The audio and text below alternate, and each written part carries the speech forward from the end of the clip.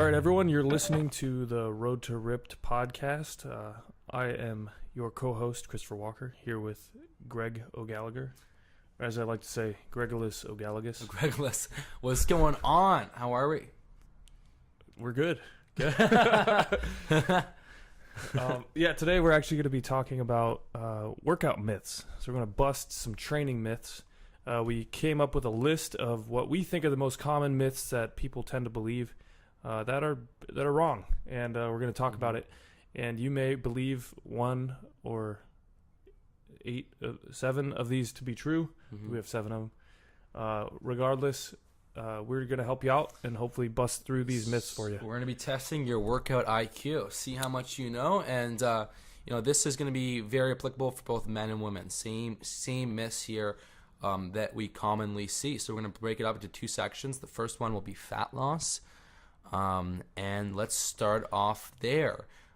Chris, what is the first workout myth for fat loss? All right, the biggest workout myth, the first one that came to mind for us, I guess, was the fact that people think that high reps equal muscle tone. And this is something that you see on every like women's website or whatever, but then guys still believe it too on a lot of traditional bodybuilding websites. I mean, high reps, if you're taking steroids, anything does, builds muscle if you're taking steroids. But if you're natural, then you can't take advice from people who are on steroids who are giving you advice if you want to look like them. But basically, people believe that high reps increase tone and potentially muscle size. They believe that too. But we'll kind of focus right on fat loss in this first instance. And I remember when I first went to a gym, I was young. I was like grade 7 or 8. And, we had someone showing us the gym, the working out, lifting. And the main thing they said is, if you want to increase tone, go lighter and do a lot of reps. Yeah. If you want to build more muscle, go heavy. And so then all the girls were like putting on like lightweight and just like, doing like 30 reps, 40 reps. And then all the guys like trying to go so heavy, like struggling. But the reality is that training is designed to increase strength and increase muscle size. It's not there to get you more tone. The tone is a combination of having good muscle strength and development and a lower body fat. So doing high reps saying that you're toning your muscle is completely false. You're either making your muscle bigger and stronger, or you're not making it bigger or stronger. And so the definition really comes from what we'll talk about in another episode is the nutrition. And some people will say, but if I do high reps, I'll burn more calories. Well, the calorie burn from lifting weights, whether it's high reps or low reps, is not that significant. You're not just going to go and, like people used to do crunches. That's another myth is people used to do crunches thinking they get definition in their stomach just by doing 1,000 crunches. And the reality is you can't spot reduce. You can't train an area and make it more defined. You either train a muscle, you make it stronger, or you don't train it and it gets weaker. Mm-hmm. So, if you want to get a lot of definition, you want to have a very defined physique, you should be focusing on getting stronger, lifting heavy in that, 5 to 10 rep range, even 4 to 12 rep range, depending on the exercise, and focus on your workouts on getting stronger, on improving on your key lifts, and then the nutrition is really what will focus more on fat loss, making sure that in that deficit. But anyways. I think that was one of what you just said was another myth that we didn't even think about before. But spot reducing. No, not that, but that was one. But the other one of people training to burn calories. Right. For fat loss, when the calorie burn really is negligible, and or you're going to lose fat faster if you're not thinking that way. Yeah. And that's more of a neurotic tendency, I think, for people, like checking the calorie burn on the treadmill, for example. Mm-hmm. I got to 500 calories, I can eat some more Ben and Jerry's or something. It's like, but you took how long to do that, and it's just not. I think if you just kind of have the training as not part of any kind of excessive calorie counting, then you're actually going to achieve better results because you're ultimately going to be more active naturally. You're not going to be counting everything, and you're going to look at your training in a way. Because if you go into the gym, and you can have a great workout in about 20 minutes if you do some good heavy lifting and the right lifts. But if you were to look at that from a calorie standpoint, you might think that was a waste of time. because you'd say I only burned 200 calories or something, maybe less. but you might have just wasted a perfectly good workout where you could have hit a PR on some, like overhead press or something like that, in that 20-minute span. And a lot of people will just ditch it if they don't feel like it's perfect. If they don't feel like they can get into the gym for an hour or an hour and a half, they'll just ditch the whole thing. They'll be like, I can't go today because I only have 20 minutes because I need to burn 600 calories in the gym. And that's completely, your training should really be designed on training yourself, on improving your performance, improving your strength, improving your lifts. That should be the focus, not on trying to burn a ton of calories.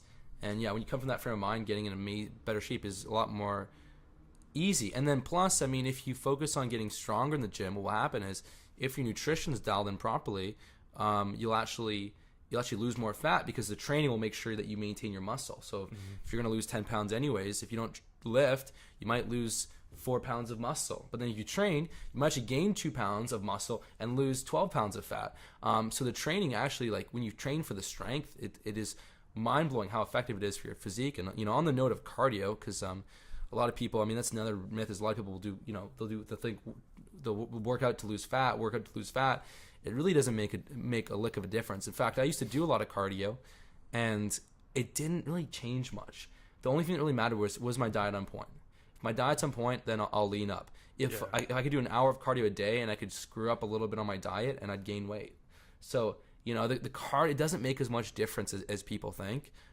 It's pretty negligible. If you love doing something that's aerobic, I'm doing boxing a couple days a week. I love it, but I do it for fun. It's a skill thing. It's not I'm going to try and burn all these calories. That's a bad mindset to get warped in. It gets you to deplete so much willpower.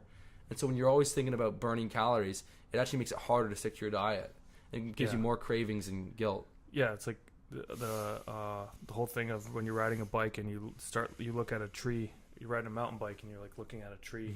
Or constantly look at trees that you don't want to hit. Yeah, you end up hitting it. Yeah. If you're too obsessed about everything, you're gonna end up hitting that tree. Yeah. Over and over. And if you're too obsessed about calorie counting and everything, the tree ends up being like binging and some compensatory reaction to it, because people go like excessive and then they go swing back to the other side excessively. And that can obviously stall your progress or halt it. And on this fat loss, the last thing I want to say is, a lot of people will try and they'll go and do these CrossFit classes, this P90X, these workout circuits, doing one exercise from the next, thinking it's gonna jack up their metabolism, or they'll do some interval training, thinking this is the way to get really cut, get that really sleek, lean, defined body. The reality is that the working out for fat loss like we said, is so marginal. It really comes down to dialing in your nutrition. Doing stuff we talk about like intermittent fasting makes it so easy. So all this training, circuit training, what you're actually doing with the circuit training, with the CrossFit, the P90X, is you're giving yourself an inferior workout for strength and muscle. So you're, instead of actually just training, taking proper rest, pushing yourself, challenging yourself, you're actually just throwing a bunch of exercises together like a mindless coach and just running through it and like making yourself work hard, but you're not producing the best response. So I suggest, don't do the circuit training, don't do the CrossFit, don't do the P90X, do a proper, well thought out strength workout, and you'll see far, far better results. And even if you're not even worried about gaining a lot of muscle, you just want to get really lean, you still got to get stronger. Give your muscles more of a dense look, more of a dense, defined look. And the nutrition is what's going to dictate how much you weigh, how lean you want to be. And a lot of people say interval training will jack your metabolism up, so you'll burn more calories for 36 hours. And the reality is, me and some other people that are in the fitness industry, we did a lot of the research into it, and it seems that the post burn from intervals is actually quite small. You're looking at 50, 60 calories. Yeah. So and it's like if you're already half an apple. if you're dialed into your nutrition already, and you're already getting super lean, and you want to like up the ante, do some sprints or something, that's fine. Yeah. Sprints are awesome. But actually. most people aren't dialed into their nutrition. Yeah. So they think that this is going to be some kind of a hack or something where it's going to just keep burning their metabolism. But if you only burn an extra 50 calories, like most people breathe and they can breathe in 50 calories. That's the old joke of like, if you look at a piece of cake, you gain weight kind of thing. A lot of people kind of have that effect with their psychology anyway. So they might go and burn that extra 50 calories, but then they'll go eat a piece of chocolate cake because they did it. And they thought they burned an extra 1,000. Yeah. Yeah, no kidding. Well, on this, we'll talk a little bit about muscle building. Kind of similar stuff here, but I see a lot of people that trying to gain muscle, and they struggle massively, and they put in so much work, and they see so little out of it. I mean, I remember I used to do a lot of these crazy muscle building routines, and you're in the gym 6 days a week. You're doing these hour-and-a-half workouts, just taking every set to failure, just destroying the muscle. And what ends up happening is you feel like you're doing so much. You feel sore, you feel trashed, you feel worn out. And maybe in the beginning you see a little bit of results, but eventually you get stuck and you never see any more results. And the reason is because it's very hard to keep getting stronger when you're training so much. When you're training all the time, 6 days a week, tons of sets, tons of reps, your body can no longer get stronger. It's just too much volume to recover from. It's impossible to do this huge workout 6 days a week. Your central nervous system's depleted, your muscles are fried, and when you fry yourself too much, you just can't get stronger. And if you're lifting the same weights week after week, you're not going to grow. And that's my main motif with building muscles. You got to get stronger on the right movements. You don't have to do 1,000 exercises. You don't have to do 1,000 sets. You just got to do a few of them and get stronger. And so a lot of guys, they think they got to work out every day. They got to be in the gym, all the time. They got to take no rest and just pump through and just get this crazy pump. And it works for guys on steroids. And it works maybe in the first month or so, and then eventually you hit this crazy plateau. So if you want to get stronger, we only train about 3 days a week. We have a day of rest in between each workout. Go in the gym, do 4 or 5 exercises, 3 hard sets, and every week I'm coming in stronger, and the results have been fantastic. I taught this to thousands of people now, and the results have been game changing. So that's really what it comes down to. And oh my God, you get this, you focus on this stuff, you let go of all those myths, you focus on getting stronger, really good solid key lifts. For example, incline presses, weighted pull-ups, overhead pressing. I'm a big fan of, a lot of the single leg stuff like pistol squats, Bulgarian split squats, and all. You do those stuff, physique will improve massively. Yeah, that's. I put on 20 pounds last year. Doing most weeks was two days a week. Damn. Yeah, and then the third day was sprinting of some kind. Oh, that's awesome. That's a good style. Yeah. 1 sprint workout, 2 heavy lifting days. Yeah. The heavy lifting days solid were combo. Yeah, but I go really heavy on the heavy lift. Yeah. Really push it. You met a big producer. You met a big Hollywood manager producer Yeah. by doing 180-pound dips. 205-pound dips. 205-pound dips. Yeah. Yeah. This one of a friend of ours now. He's a producer manager in Hollywood. He's legit. He's very high. He works with some of the top guys. Yeah. And so he saw Chris doing these 205-pound dips and was like, "Holy hell! What the hell are you made of, man?" Oh, he was like, "Are you?" So it was funny because I was doing the dips, come down, and this is back when I had a full beard and long hair. Yeah. So and I'm looking pretty big at that point too. And I come down off the dips, and this little guy's standing there, and he's smiling up, and he's like, you play professional sports? And I was like, are you a baseball player? You on the Dodgers? I was like, no, if I was on the Dodgers, I wouldn't be working out at LA Fitness. For sure. Yeah, but he ends up, he actually represents probably the number 1 NFL player in the league right now. I'd say, yeah, probably. You think What's his name? Gronk. Gronk. Okay. Yeah. Nice. Yeah. So, and then that's how I actually got into that cowboy movie. Yeah, Chris was in a movie. Yeah. All because he didn't fall for these stupid myths. If you don't fall for the myths, you get into movies. You get into movies, Yeah. and it's dude, that's an yeah, awesome. so I got to be a henchman in a cowboy flick with Western flag. Yeah. Luke Hemsworth and Trace Adkins and Chris Christopherson and everything. So that was a freaking killing, awesome man. experience. Well, but it was because I was lifting heavy. That's the whole. Lifting It started heavy, everything. taking proper rest, making gains, and the last thing I want to say is one of the myths about building muscle is you got to do all these squats and deadlifts to induce whole body growth, testosterone release. Squats and deadlifts will make you huge and look better. And the first thing I want to mention here is that the goal shouldn't just be to build muscle. Anyone could go and eat tons of calories, put on fat, get bigger, and add a lot of size to the legs. But the goal is to create a great physique. really with Kinobody, the angle we're going after is looking better, making you look like a freaking Greek god. Where you have that square chest with the filled up upper chest, big, round delts, the wide back, the narrow waist, and lean, fit, strong legs. And so what ends up happening is, and actually the most important shape to develop is that V shape, that shoulder to small waist shape.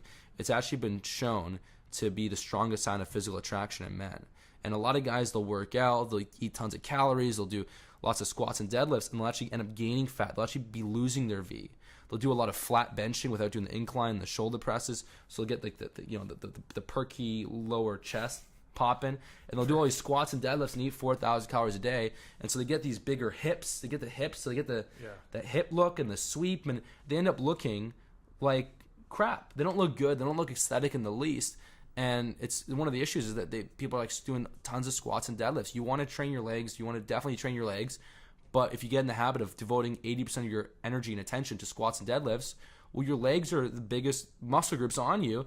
They grow a lot faster. So what ends up happening is you build these big, thick, fat legs, and then your upper body never really catches up. So your upper body always looks smaller. And when we're going for that Greek god look, when we're going for that awesome physique, we want to be really prioritizing the shoulders, the upper chest, the back. We want to be building those up. We want to keep our legs in proportion. That's why I like a lot of the single leg stuff. It takes less energy out of you, but it develops the legs really nicely, hits the VMO. You want to know a trick? What? For building up shoulders and traps. Carnitine, L-carnitine. Right. Yeah. So L-carnitine, L-tartrate primes your androgen receptors in the shoulders and traps, upper chest, around that area, to receive more testosterone. Damn. So it opens more available binding sites. So that was one of the tricks that I used with combining with orange juice. Actually, So it's L-carnitine tartrate. L-carnitine, L-tartrate. Oh, so it's two things. Is it two separate things? No, it's one. It's like a type of carnitine. Carnitine. Basically, you call it. Okay. Just call it carnitine, but that's like the. Yeah, that's the one with the research on it, and combining that with creatine and ginseng in organic orange juice was like my go-to pre-workout drink. Damn. So. Well, we're actually going to be doing a couple of formulas. So we're going to be doing a formula. Like one of the formulas we'll be doing is really to, maximize that masculine look and build up the shoulders, the upper chest, and it will be some creatine and some creatine, carnitine, and choline, which helps with estrogen. Helps methylate estrogen. And so if you don't want high estrogen. So these formulas, they're in development right now. They're going to be out hopefully soon. If you want to get on the waiting list, you can go to kinonutrition.com, Kino nutrition.com. I'm taking my background in really physique mastery, fat loss, nutrition, dieting, strength training, building muscle.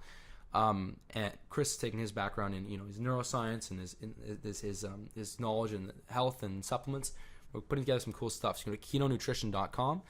And I think we pretty much wrap this up. The last thing I want to say is, for people, because we talked a lot about fat loss, building muscle, building a great body. Last thing I want to say is, if you want to take your physique to the next level, I actually have an awesome physique survey, physique quiz to check out, which is awesome for people that are listening. Yeah. What link? So if you go to kinojourney.com, Kino journey.com, you can actually you're going to answer a few questions, and after I get all the information I need, I'm going to break down basically where you are at, why you're struggling, why you're not able to get to where you want to be. I'm going to show you some really cool stuff that's going to absolutely transform your results. So very cool stuff. So 2 things to do before you sign off here on today's episode is go to Kino Nutrition. Make sure to join the waiting list. We'll give you some cool updates there. And then kinojourney.com is where you can actually get a really cool physique quiz. So very awesome stuff there. And if you haven't already, make sure to subscribe on iTunes. Yeah, iTunes, YouTube, wherever we are posted this. We're going to post this. Basically, this will be an iTunes as an audio podcast, as a video podcast. So if you like video podcasts, go there. And on our YouTube channels, Kinobody and Christopher Walker. So you can go and subscribe to all of them if you want. Leave reviews. If you have any questions, topics you want us to cover, leave a comment with a topic you'd like us to cover. We will read the comments and pick the good ones. So, hope you liked this episode. Hopefully you learned some workout myths. And stay tuned for the next episode of the Road to Rip podcast, where we're going to talk about some nutrition myths and bust those. Hell yeah. I'll talk to you soon.